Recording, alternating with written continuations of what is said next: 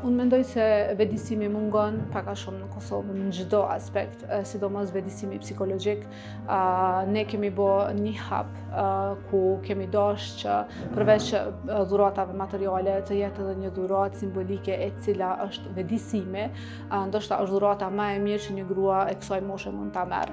Edhe kemi dashur që të jemi ne ata që e ofrojmë thjesht një plus në jetën e tyre, që ta kuptojnë se sa e rëndësishme është vetë kontrolli, periudha e menopauzës, si dhe gjitha gjanat të cilat ato ballafaqohen në këtë periudhë me shëndetin e tyre mental.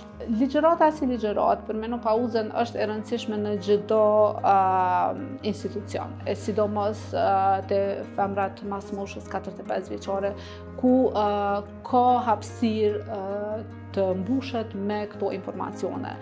Secila grua duhet të di për shëndetin e saj, si ato fizike dhe ato mendor edhe psikologjik, sidomos kur është pjesa e menopauzës, ku ne si gra ndihemi më ndryshe ka ana emocionale.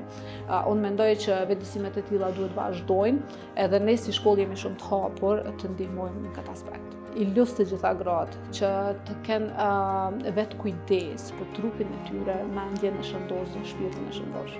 Esenca e kësaj ligjërimi është mirëqenia e shëndetit të gruas. Unë e kam një klub që në interakte dhe klubi marketingut brenda shkollës, dhe për 8 mars ne kishim qef diçka me kontribu në komunitet me edukim, si që jemi edhe institucioni e edukimit. Aktivitetet tilla në organizojmë shpesh, bashkëpunojmë me shkollat ndryshme, me organizatat ndryshme që vinë mojnë aktivitete ligjërata me femrat, me gratë, me burrat, me fëmijët, domethënë çdo herë jemi bashkëpunim me ta dhe domethënë e shohim se shumë të rëndësishme që me morë informata për këtë rast për smundje të ndryshme ose për ndonjë ngjarje që është me rëndësi. Për ditën e grave për 8 mars kemi dashur me bë një informat, një deklarat për higjienën e grave, për smundjet, për infeksionet që i marrim si gra, për papastërtitë që ndodhen rreth nesh, edhe kemi dashur me bë një ndërgjegjësim të gratë që ka nevojë, që nuk janë nashta të informume aq shumë për çato sene.